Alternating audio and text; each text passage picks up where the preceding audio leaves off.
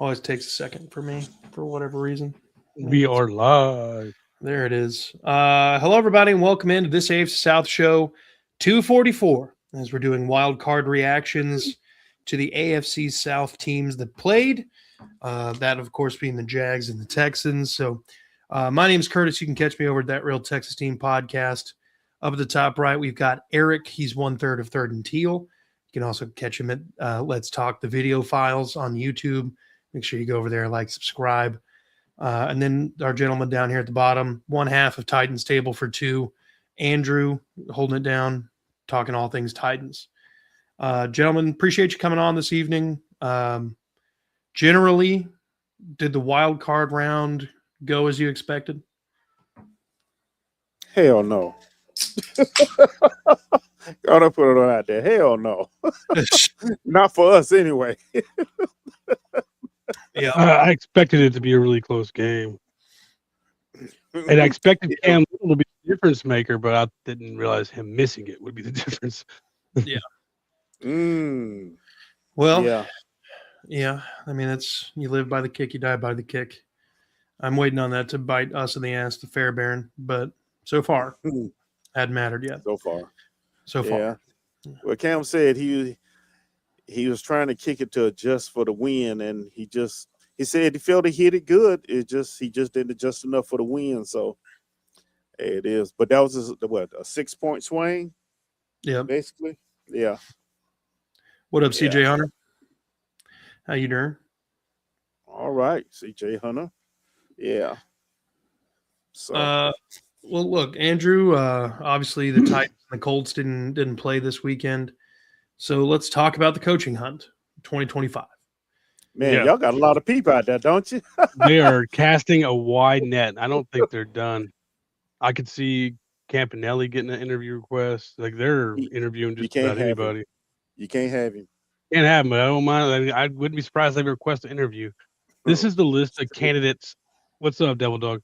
Candidates so far: Matt Nagy, Vance Joseph, Steve Spagnuolo, Lou Anarumo, Raheem Morris, Kevin Stefanski, Jason Garrett, Jeff Halfley, Arthur Smith, Robert Saleh, Cliff Kingsbury, Jesse Minter, Chris Shula, John Harbaugh, Mike McCarthy, Mike McDaniel, Jonathan Gannon, and Brian Daboll. I would imagine you probably are going to try to reach out to Mike Tomlin. Yeah, maybe, but at this point, you have to trade for Tomlin because the Steelers still own his rights because he's still under contract. It'd be like I was Sean Payton to Denver kind of situation. Yeah, fair enough. So I do like Tomlin a lot, but I feel like it's not really a real option.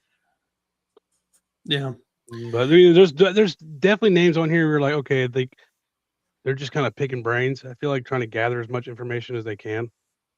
Yeah. There was reports that report before the weekend was Harbaugh plans to watch a lot of tape on Cam Ward and Jackson Dart this weekend. And then the reports Sunday or Monday was Harbaugh really likes what he sees with Cam Ward and the Titans situation. But we'll see. I mean, Harbaugh obviously is on the short list for me. The short list, if I had to put it down to 5 names that I like, not including Harbaugh, I'll take Harbaugh out of it. That's the obvious one. I like Robert Saleh, especially if he can maybe bring Mike McDaniel with him as the OC. Yeah, good one. Yeah, I really like. I just think Saleh's a good coach. I think he just kind of got screwed with the whole Jets situation. Mm-hmm. I really like Chris Shula with the Rams. I think the way he talks about football reminds me of like the defensive-minded McVay. Like the way he talks about the game, the way he explains it, is just kind of like a nerd about it, kind of like McVay is. Well, wasn't his grandpa like one of the greatest coaches of all time? Yeah, for sure. Let me see here. Third on that list, I like Stefanski. I think Stefanski has been a really good coach. Just Cleveland sucks. I mean, he took Cleveland to the playoffs, won Coach of the Year twice. I like Stefanski. I like Mike McCarthy as like a fallback option. Like he's someone who could ready the ship. Maybe not someone who's like, but someone to like just put us on the right path, kind of thing. And then I like Jeff Halfley, but I don't like the collapse he just had in the playoffs. But I do think he's a good coach. Mike McDaniel's up there probably though, too. I'd rather him come in as an offensive coordinator, but I do like him. So that's my 5. I think, like I said, I don't really actually see the one that and actually I don't hate Nagy as much as some Titans fans do. I thought he did a decent job, and I feel like one of those things where you get better. He had a winning record in Chicago, and you learn from your mistakes too. So Nagy, he doesn't crack my top 5, but he'd probably be number 6. Like if he were to get hired, I wouldn't hate it. Yeah. I could talk myself into it, but there's a lot of Titans fans that are just completely against it. But people like Spagnola and Raheem Morris, Jason Garrett for sure. Like I don't feel like just Jonathan Gannon, just interviewing just to maybe gather information and stuff like that. But I do like that they're casting a wide net. Okay. Okay. Hold on. Boom. All right. Well, let's pivot to the first game on the docket. This one happened in the 12 o'clock window on Sunday.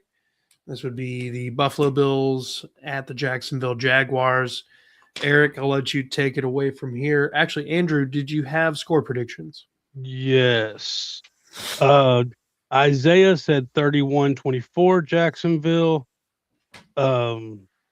Jeff said 31-28 Buffalo. Chris said 38-35 Jacksonville. And I said 33-30 Buffalo. So we all within a score. We're all really close. I said I thought this would be the best game of the week, and we had a really good weekend in general. But go ahead, Eric. Yeah, it was a good game. I'm preface whatever I'm going to say by saying this. I said it last week on Third and Till, and I'm gonna say it again today. Winning covers up weaknesses. All right. I know to a lot of people that sounds a little crazy, but winning covers up a lot of weaknesses. And during this 8th game winning streak, it did cover a lot of our weaknesses. So when you bring Superman in, being named Josh Allen, and we got Batman with his utility belts and stuff. Superman won. It was a really entertaining game.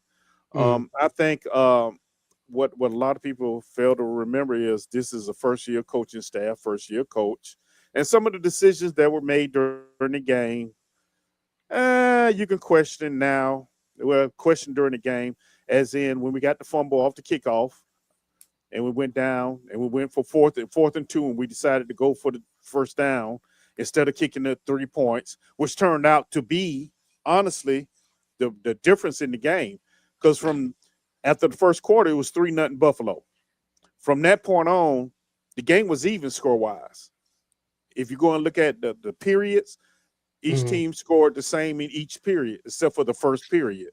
So, with that being said, I always say go for the points, especially in the playoff game. But as a first-year coaching staff, that's something they'll learn. And I know he did it all year long. So he went with what he knew, what he felt was right. But in the playoff game, where points are at a premium, yeah, you take the points. You just have to take the points on that. But the more puzzling part of this game was once we started running the ball, we were gashing them. Okay, we were really gashing them, and we stopped, which is just mind-boggling. Once again, we stopped running the ball.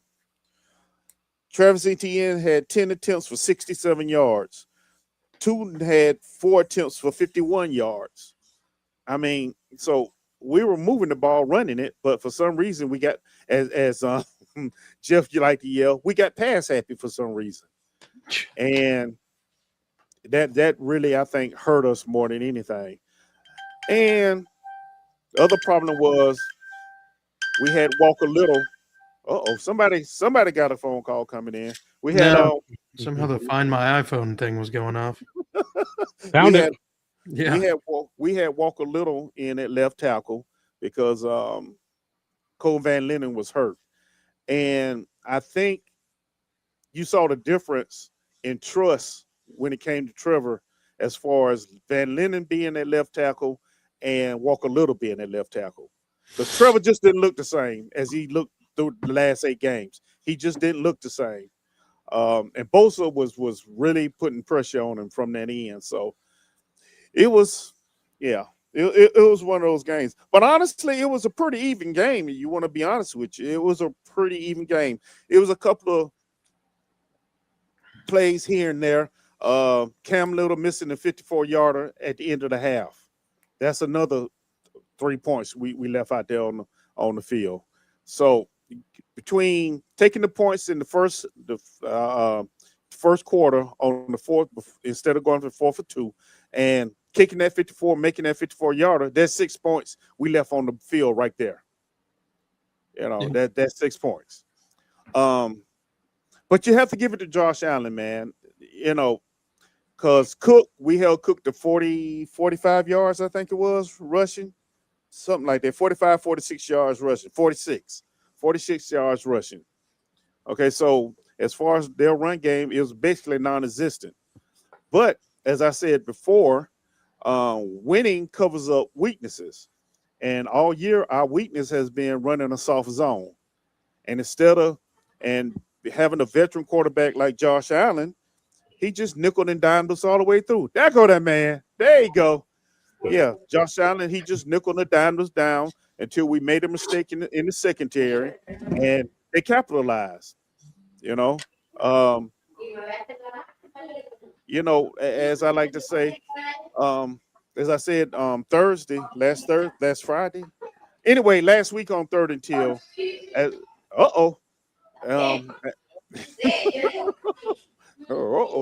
as I said, it came down who on the field who was on the field was going to make plays. Buffalo made the plays and we didn't. I mean, you can explain it all you want to. You know, a lot of fans saying on the last interception that Trevor threw, he had Parker Washington coming wide open. Well, actually, he was coming open, but Trevor had thrown the ball already because Bosa had split Cleveland and Little and was bearing down on him. So he had to get rid of the ball because he couldn't take a sack right there because we didn't have any timeouts. And he threw it to the man he relied on all season long since he came to Jacksonville, Jacoby Myers, who usually makes those kind of catches. So, you know, it just came down who made plays and who didn't, man. And Buffalo made more plays than we did. You know, on that 10-yard touchdown pickup and take Josh Allen to the goal line thing, that was the weirdest play I've seen in a long time. Okay, because the guy actually picked Josh Allen up and started running with him. If you go back and look at the game, he picked him up and started running with him for a little bit. But, you know, there's an old adage that says, play till you hear the whistle. And on that play, our defense apparently was looking for the now my phone want to ring. Was looking for the whistle, and it never came, and the Bills just kept playing until they got to the goal line, and that basically was it. That was it. It's not like we got blew out the house. I mean, Trevor played decently. I'm not going to say he played to the standard he had been playing the previous 8 games, but he played decently. You know, he brought the team back. He brought us back multiple times. So, I mean, they were going head to head. Just Superman made the final play, and that was it. The Buffalo won. Now, if you look at the stats, it says Jacksonville controlled the game. Jacksonville won the game. If you just look at the stats. But on the final scoreboard, it says Buffalo 27, Jacksonville 24. I mean, it was a hard way to lose, but it happened. It happened. We'll get more into it on Third and Till, but Yeah, that's basically it in a synopsis, man. I mean, you really can't say we gave the game away. Um, Buffalo they took the game. Well, I'm not gonna say Buffalo. I'm gonna say Josh Allen took the game. He was the Josh Allen that everybody expected to show up in the playoff. The more experienced quarterback, Superman, as they like to call him, and that was it. I mean, I really can't say anymore without getting in depth. But like I say, we'll say that for third and till. But yeah, the biggest thing was we stopped running the ball. If we would have ran the ball more while we was chewing them up, I think the outcome would have been a little bit different. But being a first-year coaching staff, first-year head coach, you go with what got you there. That's what he was doing basically. He was going with what got him there. So that's it. Season ended on a bummer note, but it was a good season overall. So I'm pretty happy. Just build from here and keep it moving. So I was going to say in response is, first of all, hats off for a great season. 13 wins any year is hard to fucking do. Exactly. No matter what your schedule is or anything, it's the NFL. It's hard to get that many games. To win 8 in a row, to lock up your playoff spot, also incredibly difficult. This is a Jags team that, in theory, is poised to come back again next year and be a damn solid team. Great. There's a lot to be excited about in Duval right now. This game didn't go the way you wanted it to, the way a lot of people thought it would go. The Jags defense didn't create the turnovers that they needed when they really, really needed them. And I think that was really kind of the big downfall, because I don't remember there being a whole lot of turnovers from Josh Allen in this game. And Right. that had kept the Jags afloat for most of the year was a very stingy, turnover-happy defense. Right. And that just didn't show up. But, again, you still only lost by 3 to a former MVP quarterback who's, like you mentioned it several times, calling him Superman. The man put the S on his chest. Yes, he did. And he took shit into his own hands. But, it's playoff Bills, Yeah, exactly. Again, the NFL script is, in theory, writing itself right now for Josh Allen to get his 1 Super Bowl while there's no Mahomes, no Lamar, no Burrow. Which is amazing, because they kept saying that too. You're like, okay, we see where this is going, right? Yep, that's what I'm saying. Yeah, and the stars are aligning. Josh Allen doesn't have to have, quote unquote, an actual challenge. Well, there will be. But gentlemen, what do you guys think? Buffalo, Jacksonville? Yeah, I think it's kind of like the opposite of what's helped the Jags all season. They've been the one to create turnovers and not turn it over, and what really came down is they turned it over and didn't create any. But like, given up what being -3 on the turnover and still only losing by 3, you feel good about it. Obviously you don't feel good about it because it's a playoff loss, but you can look at it whenever you take a step back after the emotions come down. You're like, okay, we still played really well. Trevor just never really looked super comfortable. I know he had 3 touchdowns and he played a decent game for someone who never looked super comfortable. Right. But both of those picks were really bad. I understand going to Myers in that point, but he was blanketed. Yeah. Like, he wasn't NFL. Myers, he wasn't even NFL open. Like, yeah. but I mean, when you have trust in it, that Myers is his guy.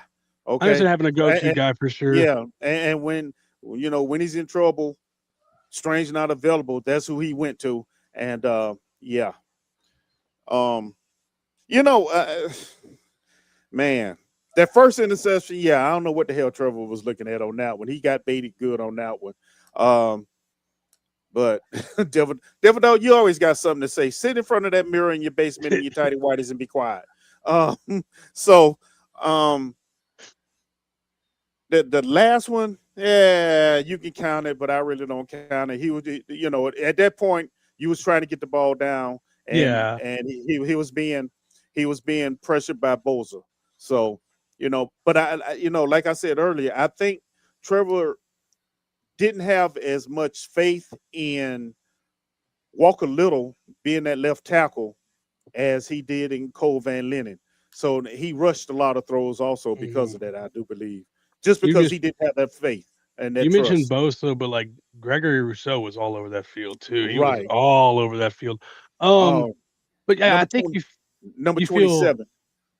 yeah, yeah. Yeah. But I think like I said, you feel good about it after like taking a step back.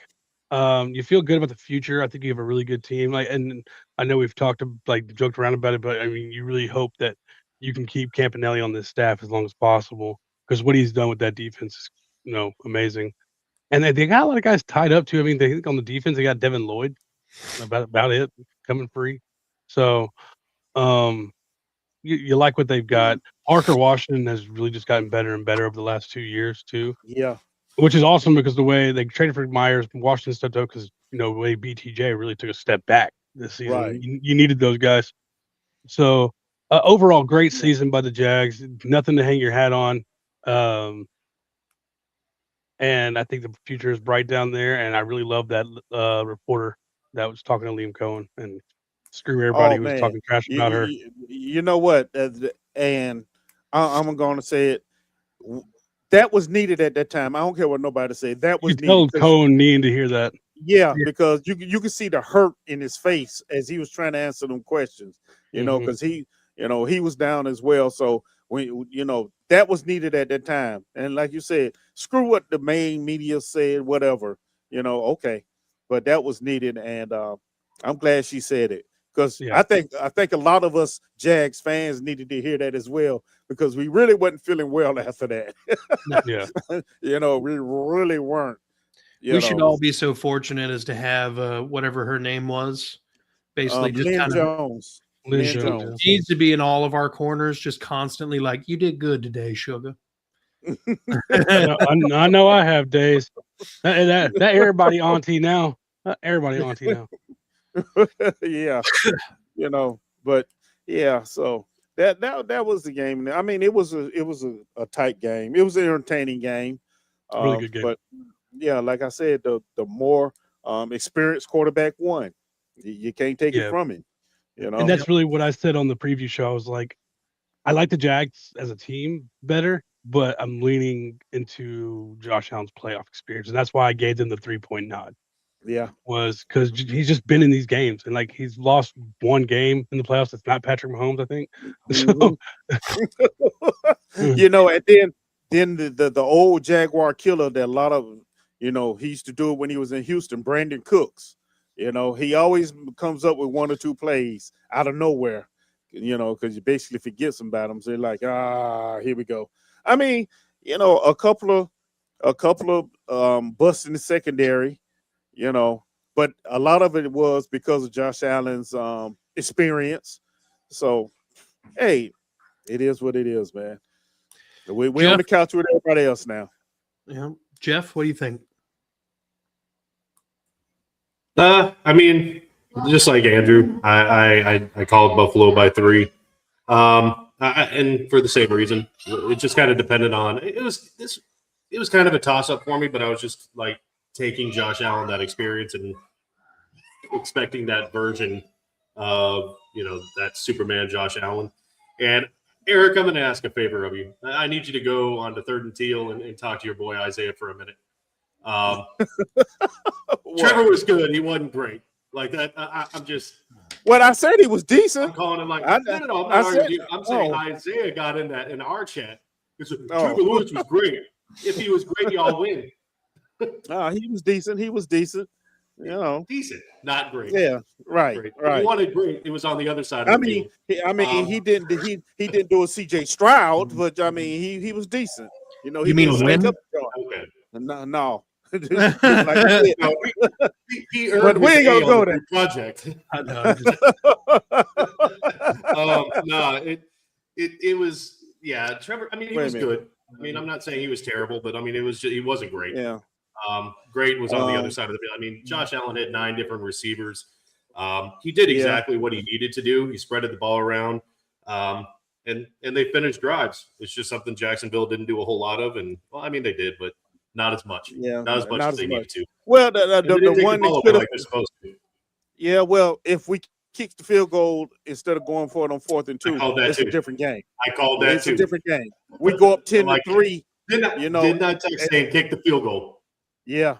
I mean, we go up 10-3, but then they take the ball and drive 92 yards. So, what you say, Devil Dog? Hey, did you not tell me that we did not have any good wide receivers other than Nico Collins? We haven't got to that game yet, bro. We'll get there. We'll get there. Yeah, we'll get there. We'll get there. We'll get there. We're talking about the Jags right now. Yeah. You know, but Parker Washington is shot. Uncle's crazy, dog. Yeah, let's move it along, guys.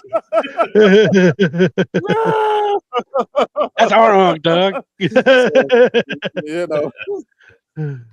You know, he's sitting in front of that mirror in the basement, man. Just leave him alone. Oh, dude. I don't talk bad about Devil Dog. Yeah, we like Devil Dog. Yeah. Big supporter, man. Well, I think that's it. Yeah, I was about to say, it sounds like a pretty much a bow on this Jaguars game. Eric, if you want, you got a couple seconds if you want to just kind of give us your thoughts on the season, maybe what you expected versus what you got. Well, what I got was way more than I expected. Honestly, I didn't expect no more 8-9 wins, at the most.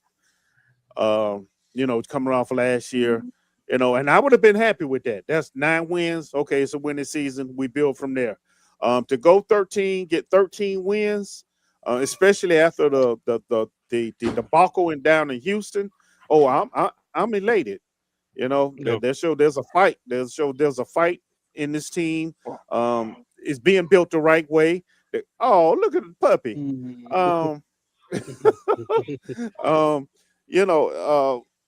I'm happy. I'm happy with the way the season went. Yeah.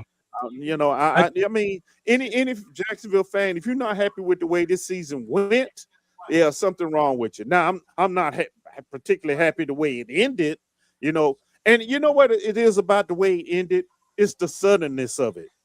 1 minute you're rooting, and then all of a sudden you realize, hey, there's no more games, man. It's over. Yeah. Yeah, it's over. We're done. And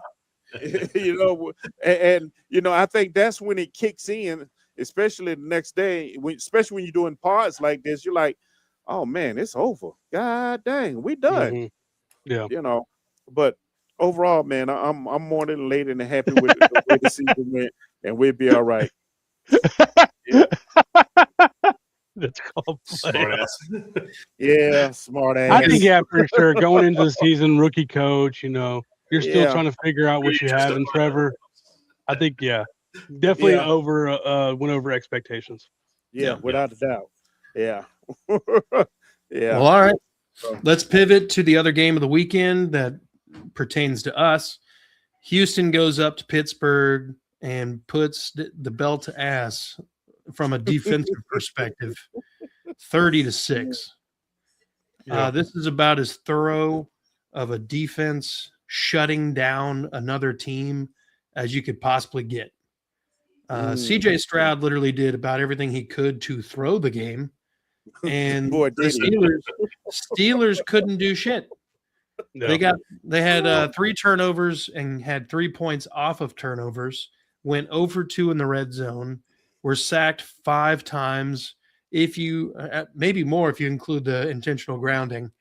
But this was a thorough exhibition of what the Texans fans have been watching all year with this defense. It has been fun to watch. They control everything. They set the tempo early. Jalen Petry's flying from the nickel spot, just absolutely decapitating motherfuckers. And Daniil Hunter and Will Anderson were walking tackles back into Aaron Rodgers' lap. The defensive tackles were getting pushed. The running game wasn't going anywhere. I saw a stat, and I kind of want to just off the goop, go for it here. But if a quarterback were to throw 20 straight passes into the stands, your passer rating would be 39.6. If you were to throw at Kamari Lassiter, the average passer rating is a 6.6. If you were to throw at Derek Stingley, it is a 24.1. If you were to throw at Kalen Balak, it is a 33.3. It is feasibly more effective of an offensive move to throw the ball away than it is to actually try to throw the ball on 3 of the 4 starting members of the Texans secondary. That's kind of incredible. To start this season off, I asked the question several times, and I brought it up since then. Does this defense have to be a generational defense for anything to be accomplished? Each and every week, I get the answer that I've kind of assumed.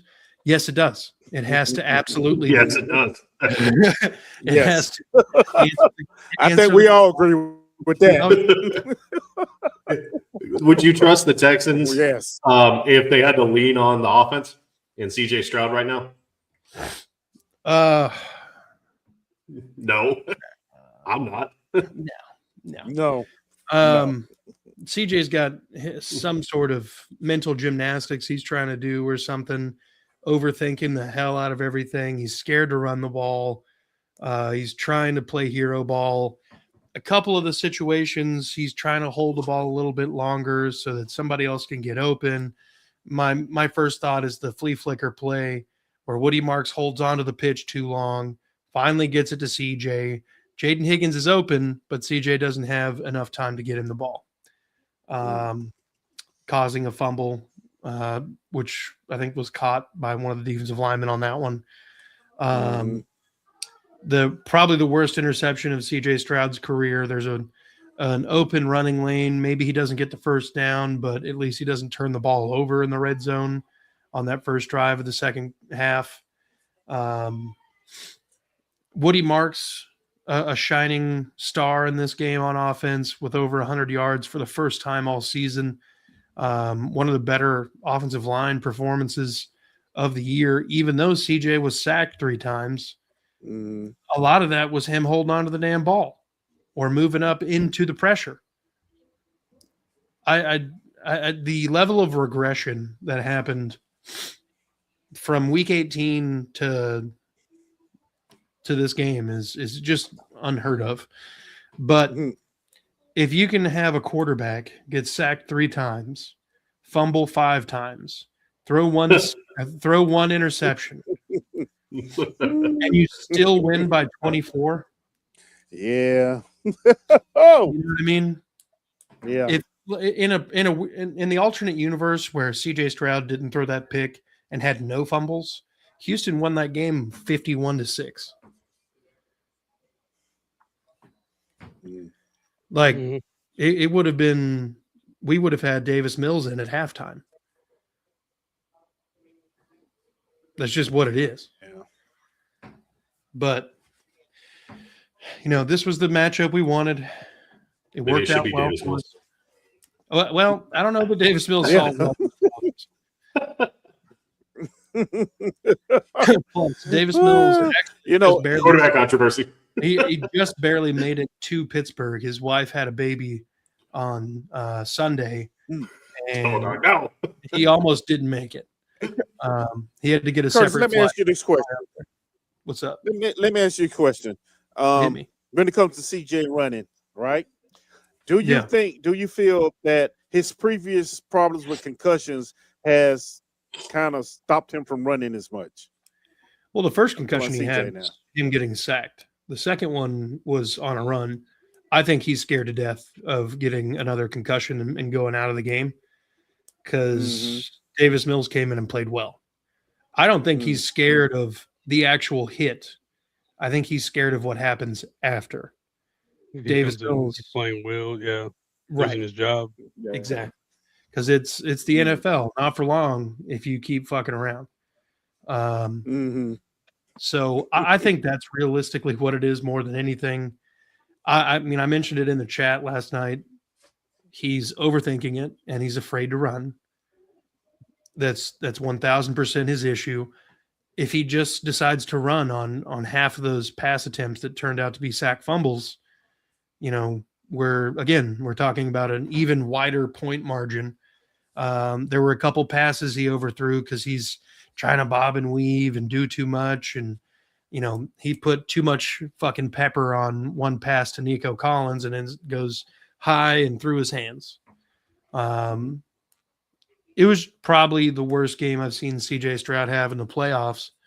But with that being said, that's 3 straight wild card games for the Texans with 2 defensive touchdowns. Kind of wild. I mean, hey, you got to give it to you. The defense is your team. Yep. Your defense is the team. We're the 85 Bears. Yeah. I mean, without that defense, yeah. I mean, you got to give it to the defense. They are beasts. They really are. 1000%. Yeah. Yeah. But that's a lot of the reason why I wanted D'Amico Ryans. Yeah. Yeah. Yep. Yeah. But with that, I'll open it up to you guys. What thoughts do you guys have about this game? Just real quick, I'm gonna run down the score predictions. Chris had it 21-17 Houston. Isaiah had it 27-24 Houston. I had 16-13 Houston, and Jeff had 17-13 Pittsburgh. But yeah, I mean, I think on the Texans pod, I said 24-20. Yeah. I think that's just the Houston Texans football. Because, I mean, even if they don't get the 2 defensive touchdowns, they win 16-6. And this is the kind of games that they want. It's going to be a knockdown drag. You better be ready for a war. Right. And I've said it all year. Like, with that defense, it doesn't really matter. You have a chance in every single game with that defense. Yep. It doesn't matter who you're playing. That's facts. You just got to rare buck those mistakes from CJ because they will burn you eventually. Oh, absolutely. Against a better team, because that Steelers team was probably the worst team in the playoffs. Maybe Chargers. What the Chargers? Yeah, I think the Chargers just injured. They did hold Houston to 7 for most of the game. Like Chargers are just injured. Like I think Steelers are actually just a worse team. I don't even blame it on injury. Did you see his offensive line? It's horrible. I mean, holy shit, man! I'm talking about his whole offensive line's injured. Everybody on the Chargers offensive line is named Matt Pryor. I wouldn't even say the Panthers. I really wouldn't. They took it to the Rams. No, I definitely think you could argue Steelers Chargers, but I would pick the Steelers as the word. I mean, they barely made it in there. Like CJ one title field goal away from not even being in the game. Yeah, that's especially that Panthers defense has been solid. Yeah, I firmly believe that the Ravens would have put up a better fight. Yeah, they probably lost, but they've probably been 16, 30. Yeah, I mean, let's be honest. You playing a 40-year Aaron Rodgers who can't run, can't move. So it's like a sitting target back there. Especially for pass rushers like that. Yeah, it's a target right there on him. You don't have to worry about him outrunning you because it's not going to happen. He made a couple of throws early in the game to DK Metcalf, who dropped the ball. You know what I mean? Yeah. So, and and Aaron Rodgers is sentimental. He gets in his feelings. So, once that started happening, you just basically knew. Because if you look at the game, Houston really wasn't sending that much pressure at the beginning of the game until Aaron Rodgers threw those couple of passes, and then they started bringing the heat. You know what I mean?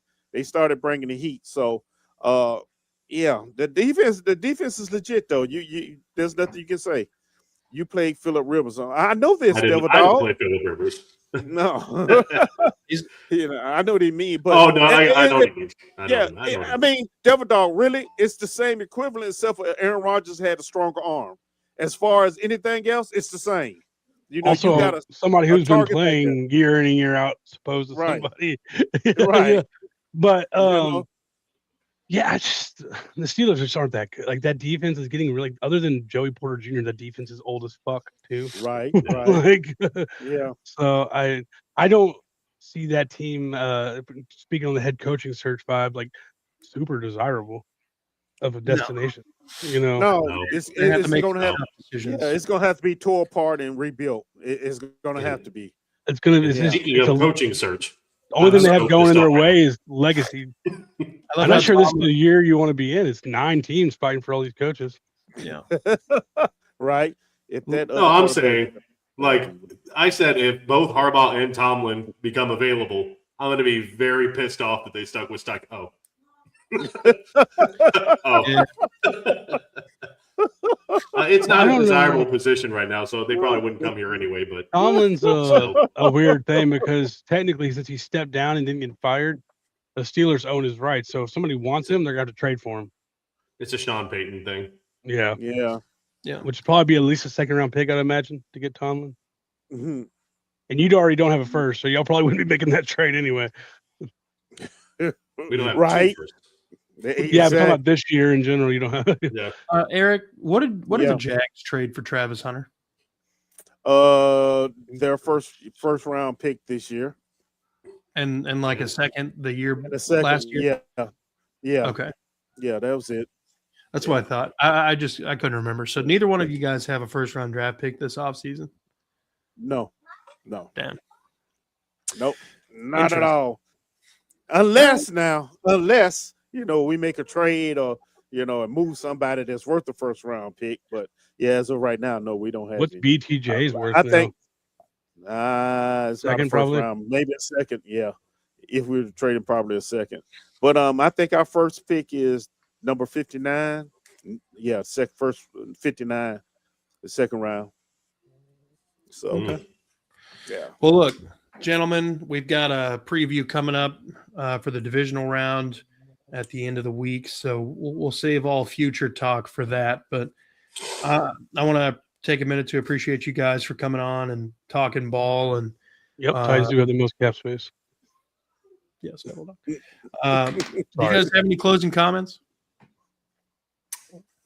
No, All right. no. I know. I Just know. a really good weekend of football. Like there was Dude, really it was good so games. good. People will There's so many say games. that Well- the Patriots game and the Texans game weren't good. They were still good, dude. I like defensive games too. It was just a banger weekend of football. I'd rather see it Yeah. than a game where it's. No, I know it ended 30-6, but if it had been a 30-6 game throughout the whole thing, much less boring than the way. Yeah, like it was a good game until the fourth quarter. Mhm. Yeah. Yeah. Well, look, gentlemen, again, I appreciate you guys for coming on.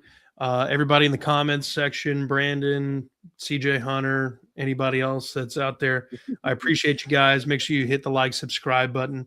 Do the same thing for Right. Titans Table for Two, Unstabled, Kingmaker Sports, Third and Teal, and That Real Texas Team podcast.